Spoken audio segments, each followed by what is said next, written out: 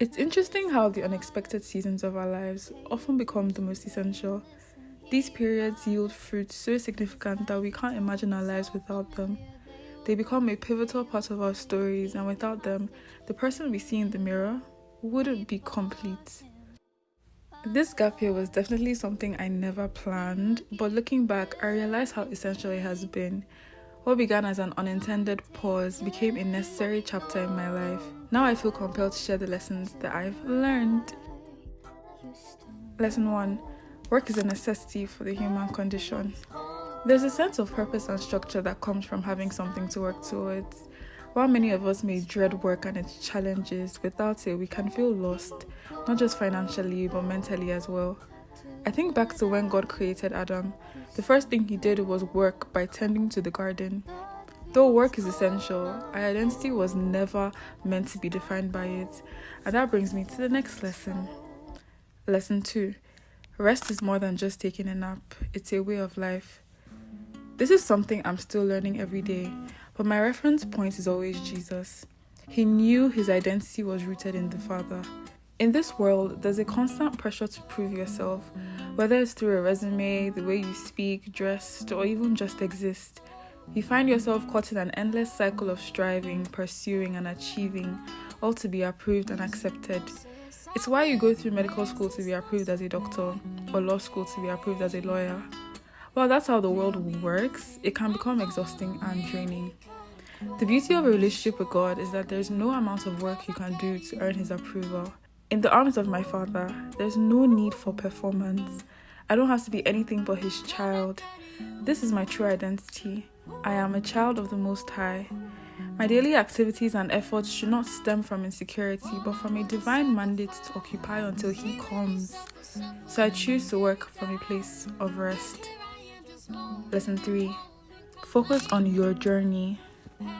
There were definitely times when I felt behind, like I should be further ahead than I am right now, especially during this past graduation season, and people I started with seemed to be finishing without me.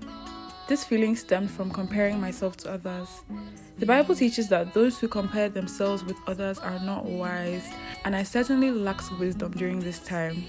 I believe that comparison often arises from a lack of clarity about where you're going. Imagine someone traveling to China and another person heading to Nigeria. The first person is clear about his destination, so why would he compare himself to someone taking a completely different route to a completely different destination? When you're unsure of your own path in life, it leaves room for all kinds of unhelpful thoughts.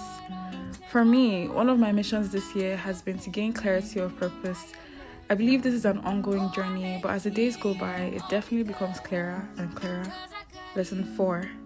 At some point, you have to move on. I realize now that I grieved the life that I thought I would have for far too long. I went through a period of sadness, believing that if things had gone differently, none of this would have happened. If I had known who I was and what I wanted earlier, I wouldn't have had to quit medical school because I would have never been there in the first place. I would have been in the class of 2024 and I wouldn't have had to start over. But that's not how things turned out, and I struggled to forgive my younger self for not knowing better. I mourned the life I could have had for far too long. There's a scripture in the Bible where God asked Samuel how long he would mourn for Saul, whom he had rejected as king. Samuel was deeply saddened, but God asked him, "How long will you mourn for Saul?" and instructed him to anoint a new king. My favorite part of this scripture is that God allows Samuel to mourn. Being sad was okay, and he needed that release. But Samuel couldn't stay in that place of mourning because God was doing something new, and he needed Samuel to move forward with urgency. For me, it wasn't just about stopping negative emotions. It was about recognizing that God was doing something new, and if I stayed stuck in my grief, I would miss out on it. So I had to ask myself, for how long, Doreen, will you mourn? Lesson 5. Quitting isn't always bad. Quitting often gets a bad reputation. We're told to endure and see things through to completion, and while I believe that's true, it only applies under certain conditions. I struggled a lot with feeling like I had given up, believing that it made me weak because I couldn't finish what I started.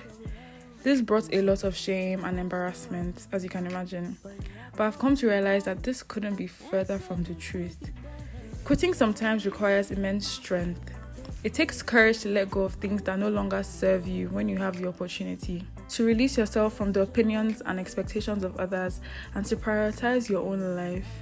It demands a great level of bravery to know what you want, where you ought to be, and to walk away from what doesn't align with that. I believe that everything we do involves some degree of toil. Nothing we choose will ever be entirely easy. However, it's important to be intentional about your life. Where do you see yourself, and what is on God's heart for you? It's crucial to think about your long-term goals and structure your life accordingly. If that means letting go of certain things, then it's really okay to do so, and you don't have to be ashamed. I definitely learned a bunch of other things, but these are just the few I'm willing to share. I'm super grateful for everything I've managed to learn, and I can't wait to begin a new season and hopefully share some of it with you all. Make sure to like this video, comment, and subscribe, and I'll see you in the next one. Bye bye.